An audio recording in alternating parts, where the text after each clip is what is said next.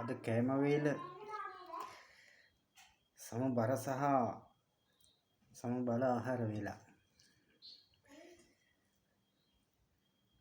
රතු වල තියෙනවා සලාද කොළ තියෙනවා. කාලෙකින් හම්බුණා ගම් කුකුල් මස් ටික. කඩෙන් ගන්න බොයිලර් කුකුල් වගේ නෙමෙයි, දවස් 20 හැදෙන කුකුල් වගේ නෙමෙයි.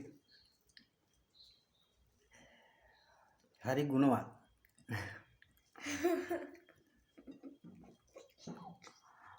අපේ ගොල්ලා ඔය බඩ පිරෙන්න බුදිය උල්ලෙන්න කාලා ඉන්නේ. අපේ පුතා බුදිය උල්ලෙන්න කාලා ඉන්නේ.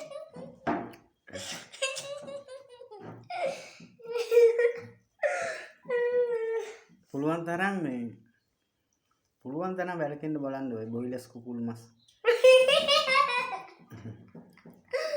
අයියෝ එහෙනම් මං කනවා.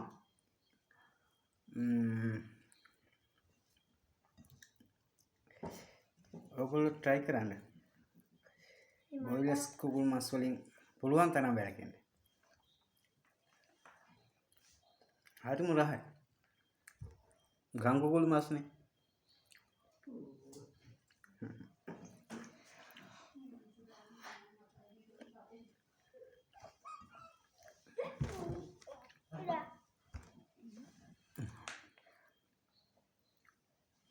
අනේ ආයිත් එකක් වීඩියෝ එකක් කරනවද? එහෙනම් ආයෙත් වීඩියෝ ක්ලිප් එකකින් හම්බෙමු. බයි. අනේ තව එකක් හදන්නකෝ.